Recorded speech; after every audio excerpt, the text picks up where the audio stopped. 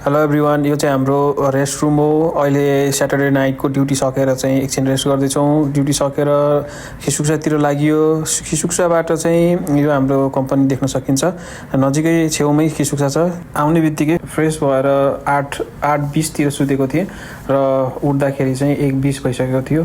दिउँसोको 1:20 है त। यो दिउँसोको 1:20मा उठेर मैले चाहिँ केही समय मेडिटेसन र एक्सर्साइज गर्न थालेँ।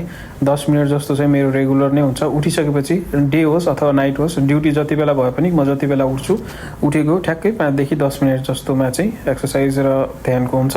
र त्यसपछि चाहिँ म फ्रेस भइसकेपछि आज माट जानुपर्ने थियो। माटमा सामान लिनु पनि पर्ने थियो, प्लस आज अलिकति कपालहरू मिलाउनु पर्ने थियो। कपाल काट्न मिलाउन जानुपर्ने भएको हुनाले म चाहिँ फ्रेस भएर उठ्ने बित्तिकै मुखसुख धोएर बिस्तारै मिलाएर सबै गरेर त्यसपछि चाहिँ माटको लागि निस्केँ। ट्याक्सी आइसकेको छ। ट्याक्सी बोलाएको थियो काकाको ट्याक्सीबाट। ट्याक्सी आइसकेपछि ट्याक्सीमा चढेर मजाले, हाम्रो यहाँबाट धेरै टाइम लाग्दैन। यहाँबाट हामीलाई 10 मिनट जस्तो ट्याक्सीमा लाग्छ अनि 10 किलोमिटर जस्तो छ। बजार धेरै टाढा छैन। यहाँ देख्न सक्नुहुन्छ मजाले अहिले बाटो खाली छ दिउँसोको समय।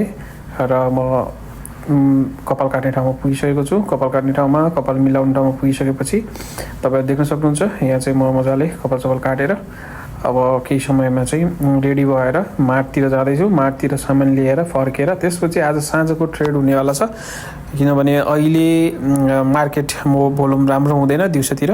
सो द्याट म चाहिँ कपाल काटेर खाजाको लागि बर्गर खाना, चिकन खाना चाहिँ एकचोटि यो बिएससीमा छिरेँ। बिएससीमा छिरिसकेपछि अर्डर गरेर लगभग 10 मिनट जस्तो वेट गर्नु पऱ्यो। 10-15 मिनट वेट गरेर रुममा फर्किसकेपछि चाहिँ नुहाइधुवाइ गरेर तपाईँहरू देख्न सक्नुहुन्छ रेडी हुँदैछु। नुहाइधुवाइ गरेर रेडी भइसकेपछि ट्रेड लिनको लागि आज के कस्तो सेटअप छ त्यो म तपाईँलाई भिडियोको लास्टमा देखाउनेछु।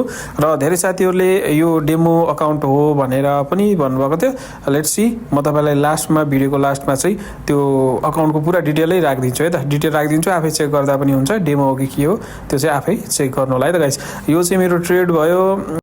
यो ट्रेडलाई चाहिँ ट्रेलिङ स्टप लसमा काटिसकेपछि अरू पनि ट्रेड लिएको थिएँ मैले। ओभरअल यो अकाउन्टबाट कति ट्रेड लिएको छु मैले यहाँ राखिदिएको छु स्क्रिनसट, यु क्यान सी है गाइज। अनि मैले ट्रेड टोटली 1500 जस्तो प्रफिट भएको थियो आजको दिनमा।